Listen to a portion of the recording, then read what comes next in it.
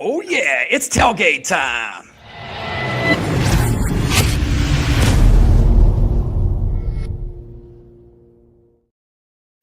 Woo! The hype is here. Our final tailgaters of the day. Kim, what's going on? You know what? I love the tailgate, and we're rounding out the grand finale here with Claudette and David. David being the veteran, one of the veterans and early sponsors from the inaugural Staffing Sales Summit, and Claudette, new to the lineup this year. Welcome, Claudette. I tell you what, this is one of them when you join once, you'll come back every year, over and over again, right, David? Best conferences out there. 100%. I keep saying that because it truly is. It's a great size. It's not too big. It's not too small. And the people are incredibly friendly and welcoming and very, very open. That's my favorite part about it.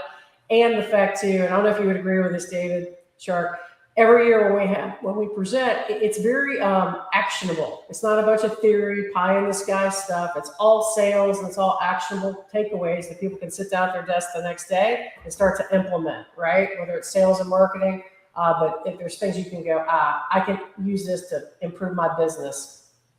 You got it. It's always hands-on, the whole thing. So David, I got to just deep dive into this. Haley Marketing, you guys have been a sponsor from the beginning, right?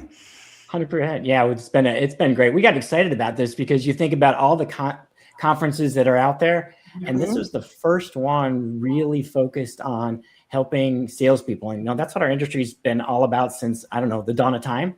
And the ability to do what Kim just said, skill building. Like you actually get practical take homes. I can't imagine anybody who's showing up in this isn't walking away the next day with stuff they're putting into action. 100%. And you know what I like about it? After you guys speak, Claudette, everybody, all the speakers are out there sitting one-on-one in the couches and talking to the audience, talking to people, taking notes. This is all stuff. A lot of these speakers are consultants, so they're giving their time and effort. This could be charged for free. I mean, you're getting so much out of this. It's awesome. I can't wait. I love the smaller venues. I love the smaller groups. There is a synergy that goes on in the communication and the camaraderie and all of the networking. So valuable. It is. Plus, the networking event, guess where it's at? I'm at the pool right now, David. 24 days. I'm warming up, waiting for you to get here, man, because can you believe a networking event right here behind us at the pool? Perfect. I mean, come on now. I mean, the vibe you're going to get, and the more handshakes, the hugs, everything. I got to tell you what, 120 people will be there. We got 20 left, I think, to sign up. So definitely sign up. Don't be part of that FOMO and say, oh, my God, I should have went. But I got to tell you, David, 120 people networking by the end. That's 120 new people you're going to have on your LinkedIn profile for sure as friends. Oh, yeah. Just they say at most events, like the best education comes from the people you meet and just sharing ideas. And this is one that's definitely true. You're going to be in a room or multiple rooms just filled with people doing the same thing you're doing, facing the same challenges, sharing what's working for them and listening to these amazing presenters and then figuring out what can we go put into action. Yeah. So to that point, Claudette, can you kick off and give us like a sneak peek or preview of what your talk is going to be about? What are you going to cover? And why do you think it's important right now? Yeah, thank you. So I have the rare vantage point of having been in staffing for 25 years and then consulting into the staffing industry. So from that vantage point, I've come to a number of conclusions. And this session is going to focus on sales leadership. What I found is that there's a huge gap between the top performers who are then plucked out and said, just teach everybody your method and you'll be good at sales leadership, could not be two very different skill sets that are required to be successful as an individual contributor and then go be a leader. There's a gap. People just don't naturally go into leadership and do really, really well. Rare instances, I've seen it happen, but more often than not, there's a huge gap there. So we're going to bridge that gap a little bit. We're going to talk to leaders. We're going to talk to salespeople. This is going to be content for both of them. But I'm so excited to share what they can do differently to really ignite sales. Because if you have mediocre sales, you have low performers, it is not a salesperson problem. It is a leadership problem. And leaders are the ones that accept mediocrity. They're not in the trenches. I'll give you a statistic that I'll share with the group that the best leaders in the world, not just in the United States, not in staffing, in the world, spend 60% of their time growing their people. Yeah. Woo! Oh man, can you say that again, Claudette? 60% of the best leaders in the world spend 60% of their time growing their people, the absolute best. Love what you said there. And I'm going to chime in real quick because I think you hit it on the head here, David. What she said was a lot of leaders I talk to when I help staffing firms out, they don't even know how to do an ATS. They're working with Aviante or Bullhorn. They have no clue how to log in or how to format something. I'm thinking, you're so disconnect, but you're blaming the recruiters and the salespeople when your ROI is down. Come on, guys. Get in the trenches. I love what you said there, Claudette. Claudette, if I can jump in, one of the things you said that just resonated with me is I remember listening to a presenter, I think it was last year, talking about sales management. And he said the two cardinal sins business owners make is number one, they take their best salesperson and say, now you're the sales manager. And then the one they said was even worse, and I know a lot of us are doing it, the CEO remains as the sales manager, thinks they're good at it. No. Can I say that again? Don't do that. We're giving you a tip right now. If you're doing this, find somebody else. Seriously. There it is, David. There's your tip of the day for everybody. And Claudia, you're right. That's part of your job as a leader is to groom, mold, teach, coach, and mentor your folks. That way they can come and take your place. You have to have succession planning and prepare the next generation of leaders. And if you're not doing that, then you're probably not a pretty darn good leader at all, right? Oh, I love what you just said there because that's part of my mantra is you coach, teach, mentor, you trust. That's the fourth one. And then you let go. Yeah. Are the hardest You do what? I didn't hear that one. I know. Let go. David? The last two are the hardest things for owners to do. They believe in the coaching. They believe, most of them, in the just getting people up to speed so that they can do the best work they can do, but they don't trust and let go. And guess what? You want to encourage the failure because as adults, those are the biggest lessons we learn that come with pain. The psychology is very clear here. When we're children, we're like sponges. Give it to me, input, knowledge. As adults, the biggest lessons come with pain. And if you're not allowing your team to have some of that pain, those growing pains in leadership, then you're not doing them any favors. So that trust and let go, last piece of that is critical for good leadership, good ownership. Good deal. Good deal. So everybody doesn't get a trophy then is what you're saying, Claudette, right? Whoa, don't get me started on that trophy thing. Oh, we could talk about that. I used to be a football coach. Trust me. Nah. You got to grit and grind. You got to earn it, Yeah.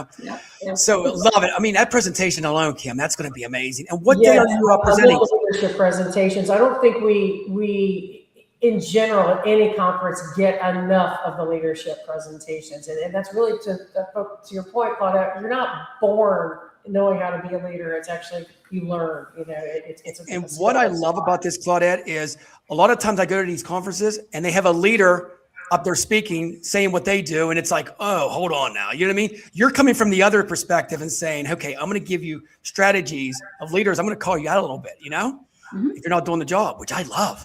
Yeah. What day are you speaking, dear? Tuesday morning, just before lunch, I think. Ooh, perfect time, right before lunch. That's a I stand before people get to eat, but they're hungry, so they're going to listen. They're going to be hungry for listening to you, for sure. All right, David. So you're on the last day, right, David? Is it AI? That's a good question. My understanding of the agenda is when Dan says, David, you're up. I'm like, oh, okay. Oh, okay.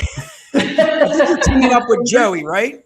Yeah, I'm teaming up with Joey. So Joey and I are kind of doing back-to-back sessions on using AI in sales and using AI in marketing. Mm-hmm. Although mine's going to be a lot broader than just AI. So one of the soapboxes that I've been on for a long, long time is the age-old mantra of just make more calls. It's not enough in today's market. And you guys all know it's just so hard to get anybody to answer the phone. And then if you even get the time to talk to them, then it's hard to get your message through so you're heard. And so rather than having to battle with the competition and commoditize yourself with the sales process, we're going to be talking about how to create a growth engine. So there's 7 parts to that engine. We're not going to do them today. You got to show up to hear all those 7 parts, but we're going to be specifically focusing on what's the messaging that resonates and how do you use AI to actually figure out who you're targeting and what are the best things to say. We're going to look at some of the techniques for sales enablement. So how do you help salespeople make it a hell of a lot easier to sell? And again, now using AI and technology to create some of the tools and processes you're going to want to have for that sales enablement. And then the last piece is one almost no one is doing. We're going to talk a little bit about something called buyer enablement. There was a really cool statistic that I heard Eric Gregg from Clearly Rated mention at a conference last fall. And he said that by the time a prospect is willing to have that first call with your salesperson, they're already 54% of the way done making the decision. In other words, more than half of their purchase is completed before the first meeting. And so buyer enablement is how you make sure you're the one who wins on that 54%. So we're gonna dig into those three areas during the presentation. I can't wait to check it out too, David. You know, you're reading my gospel there, man. You know, everything about it. You know, you got to be colorful. I got to tell everybody in our industry, sales reps go out there and just try to sell. Just be yourself. I mean, we won't even talk about this, but brand yourself. Trust me, these customers will get to know who you are after a while. I mean, the world's not that big for our niches, so do it. You know, but David, I love your 7 steps. I can't wait. So that'll be action packed. I mean, you talk about like last year. I can't tell you how many times over the past year I've thought about you and the talk that you gave last year. Where you the name's escaping me on the name of the cookie company, but you went through all the steps of that cookie company in Orlando in terms of how they brand themselves, how they start out with the entire buyer experience, from all the way from planning before you even walk in the door, all the way through creating that demand and the entire experience around that. And I think of that whenever we're all consumers, right? Like you go and get someone to fix your air conditioner, or you take your car and I'm like, wait a minute, that was not the good experience that David talked about with the cookie company in Orlando. They did X, Y, and Z that wasn't so great. But anyway, that resonated with me in terms of creating that end-to-end experience that you have, that your company and you bring, no matter what you're selling. I'm so glad that stuck, but I got to tell you, Kim, I'm kind of stressing because for those who weren't there last year, there's a bake shop in Disney Springs called Gideon's. That was it. World renowned for their cookies. I would say Google it, but don't. Go on Instagram and look for Gideon's Bake Shop and just look at what they make. So last year, to kind of bring my presentation home, I brought Gideon's cookies for the audience, and they only allow you to buy 6 at a time. So I had to go there a lot of times before my presentation. I actually had to bribe people to let me buy extra cookies and they'd pay for them. So we can get enough for everybody. So, but I don't know what to do this year. Like, how can I top that? So if you guys have there's going to be something sweet. Is there going to be something sweet at the summit? I'm not giving anything away. You got to get a ticket and show up to find out. I love it. I mean, so much stuff here, Claudette. Are you ready for this? I mean, seriously, you see what Dave's talking about? I mean, this is going to be action-packed the whole time, and I got to tell you, David, you tested this. Nobody goes to their room. Everybody is there in the room. Nobody's going to their private room and like making calls. This is one in where like you're not doing much business these 2.5 days. You're really focused in on everything because these tracks are so important. Yeah, without a doubt. I know, like I was in the main sessions. I was in when they had the 2 breakouts. You're exactly right there, Jacques. There's full packed house and people are engaged. And that's one of the things that's fun for us, for Claudette and I as speakers is the audience gets very involved. They're curious. They ask questions. They make the time together not only meaningful, but a lot of fun. And what I love about both of you speakers, all 3 of you engage the audience. You're just not up there, you're engaging. There's questions, there's polls going on.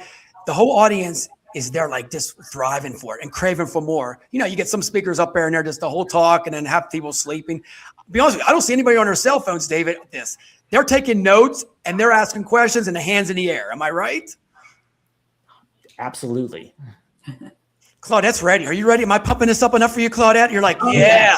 Are you like ready to come down, hang out by the pool?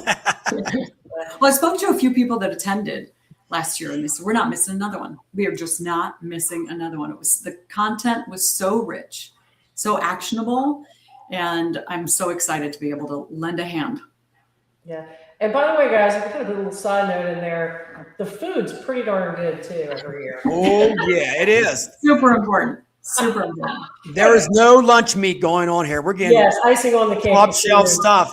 To be honest with you, last year, can I tell you something? Shh, don't say anything to Dan. I took 2 plates up to my room, so I had some food later. So it was so good. Oh, gosh. Them tips were so good, David. Them tenderloin tips. Oh, my God. I was like, I'm taking a whole plate of these up. This is my protein for the night. And David's Gideon's cookies. There we go. It was great. It is. Well, there's gonna be a little something special in the swag box from our team at Haley Marketing, but I'm not going to give that one away either. Oh, can you give us one little clue? Don't have to be. Give us a clue so we can wonder. It's consumable and it'll put a smile on your face. Ooh, that leads it to everything, right, Kim? That could be anything. So if you guys get a chance, make sure you sign up. I think we're down to 18 tickets now. David, we'll just give it to you. So if people are on the fence of not coming to this conference, tell them why they should come, man.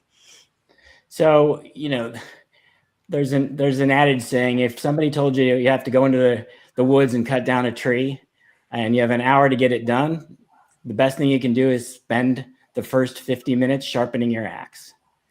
So if you are thinking about how am I going to sell in today's economy, in this staffing environment, and you're not doing something to sharpen the axe, you're missing out. And this is the single best event to sharpen the axe if you are selling staffing services. 100%. Well said. Kim, any final thoughts before we get out of our tailgate for the day? Yeah, I want to add one thing. I talked about, again, it being actionable sales stuff, not theory and fluff.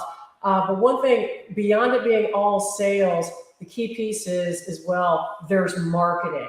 And I feel like throughout people's career in staffing, guilty as charged in the past, did not leverage marketing the way I should. And many people out there don't. And this conference combines sales and marketing together. So you can take both of them, put them together, have them complement one another to go and enhance your strategy to go out there and get more customers and penetrate them. So the fact that the marketing piece is so heavily involved in this in terms of helping you win business is a huge win, because no other conference, I think, weaves it together so well as this one.